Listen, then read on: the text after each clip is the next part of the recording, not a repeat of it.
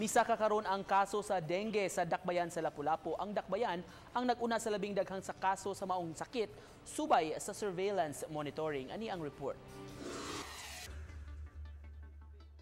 Gipakita ni Aldrin Ibanez, Executive Assistant sa Lapu-Lapu City Health Office, ang mga supplies sa larvicidal ug misting solution.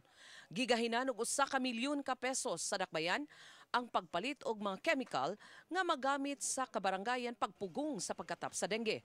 Gipasabot ni Dr. Agnes Cecil Realiza, Lapu-Lapu City Health Officer, nga igo na kaayo kining supply aron unta kapugngan ang pagsaka sa kaso sa dengue. Unsa may paningkamot sa mga kawani sa City Health Office aron kapugngan ang pagkatap sa dengue apan kundi kini abagan sa publiko, wa sila'y mahimo. With the help of our barangay council kay di man ni madag yun solely good nga problema sa City Health Office, problema ni tanan with the barangay kay na may barangay mga dagdag cases. Giangko ni Realiza nga ang Dakbayan mo'y adunay labing daghang kaso sa dengue sa Rehiyon 7.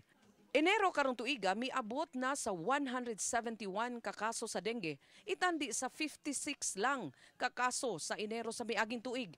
Iyang gihulagway nga na triple ang gidaghanon sa mga nataptan. Ang Barangay Basak gihapon ang nag-una sa labing daghang kaso, sa Dakbayan nga 33 ka mga na dengue. Compared last year, second man sa Cebu, no? Sadly this year pod kita mo ni number 1. Karong buwana matod ni Jovini Baguio, dengue coordinator sa Dakbayan, nga nadugangan og 3 ka kaso sa dengue ang Barangay Basak, 2 sa Barangay Babag ug tagsa sa Barangay Mactan ug sa Paho. Uban ni Renante Quiñones, Chelo Valiana, Balitang Bisdak.